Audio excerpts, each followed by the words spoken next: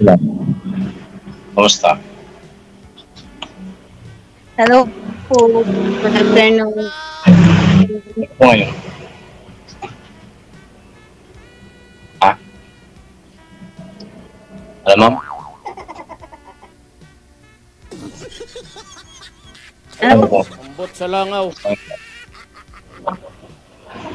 Hello po. Good afternoon. May na signal.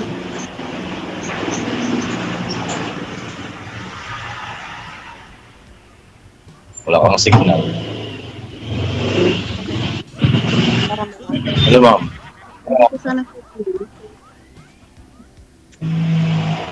Ano pong pangalan niyo? Ronel. Taga saan po? Taga saan po? Dito ko yung Cavite. Saan? Cavite. Cavite. Ikaw po? Ilang taon na po kayo? 39. Bata pa pala. Ikaw? May asawa? Wala, tagal na hiwalay.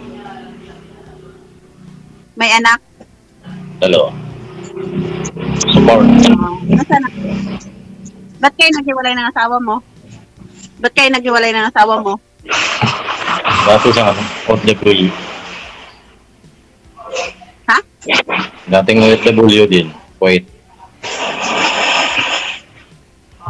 Dating OFW din? Yes. Saan? Wait. Ngayon. Ba't naghiwalay kayo? Ay, siyang nagloko eh. Ganun. Ikaw, saan ka ngayon? Asan na? Andun sa pamilya niya? Taga saan ba asawa mo? Sa pamilya niya? Palawan. Okay. Ikaw po? Asan ang mga anak mo? Andun nga, Anak mo? pamilya niya? Hindi mo kasama? Hindi. Ilang taon na mga anak? 17 saka 15. Ilang taon na mga anak mo? 17 saka 15. Hindi marinig. 15 ang panganay. Hindi ko marinig. 17. 17 saka 15. Ano yung panganay? 15 ang bunso. Oo. May tula sa iyo? Wala. Suporta lang. Anong trabaho mo? Wala, kauwi ko lang din galing Taiwan. Mga 4 months na ako dito. Nawala ng signal. Galing Taiwan, 4 months Wala pa kang lang. trabaho?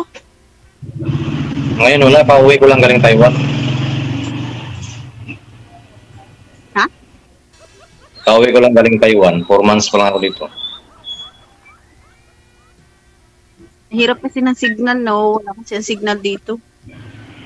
Pauwi ko lang galing Taiwan. Dami kasing gumagamit ng wifi kaya walang signal. Pauwi ko lang galing Taiwan. Ha? Pauwi ko lang galing Taiwan. Ano to? Kakarating lang daw po niya, ma'am. Galing hong Taiwan, ma'am. Kung parinig. Galing ho siyang Taiwan. Kararating lang.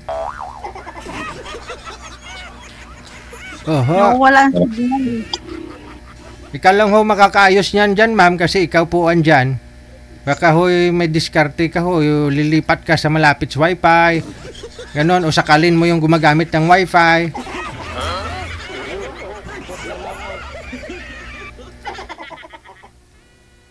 Wala na. Hindi pa nga kayo ni sir, namumroblema ka na ho.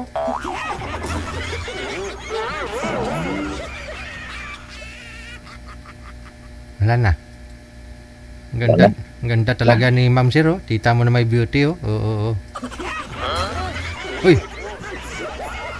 Pero try natin tawagan ulit, sir, kasi minsan pag magre-dialo tayo, na naging okay ba? Baba nyo po muna yung tawag, sir. Tatawagan ko po ulit si ma'am.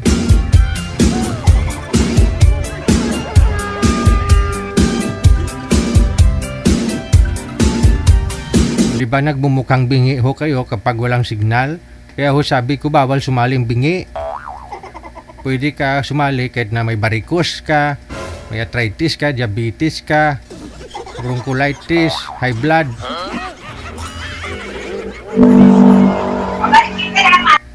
Bawal lang ho sumali yung yung bungol.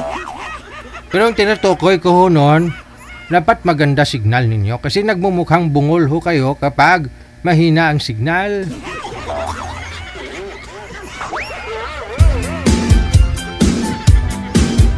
Kasi ho, andyan kayo eh. Dito ko, hindi ako pwedeng umayos ng signal ho ninyo. Kayo lang ho makakaayos niyan, di po ba? Oo. Ngayon, kung marami ho gumagamit ng wifi, sakalin mo yung mga gumagamit.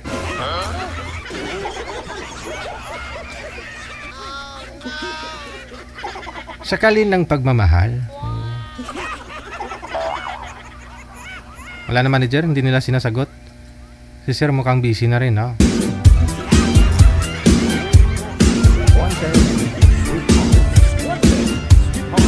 Kahit di ho kayo naligo, okay lang. Kahit di ho kayo nag-toothbrush, okay lang. Kahit di ho kayo nasuklay, walang problema. Kasi nga ho, kahit ho bago kayong ligo, bagong straight pa ho yung buhok mo, puno pa ng lipstick yung bibig mo, puno pa ng pintura. Sino nga guess natin, sabi niya, puno ng pintura yung mukha. Pintura daw. Kung mahina ang signal, no? Pangit ka pa rin.